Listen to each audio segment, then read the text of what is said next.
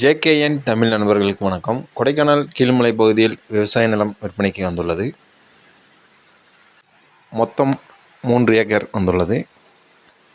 இந்த நிலத்தில் coffee, avocado, மிளகு,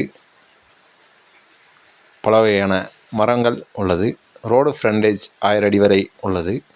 பஸ் ரோட் மேலே அமைந்துள்ளது. கிளியர் டாக்குமெண்ட் கூடிய பட்டா நிலம்.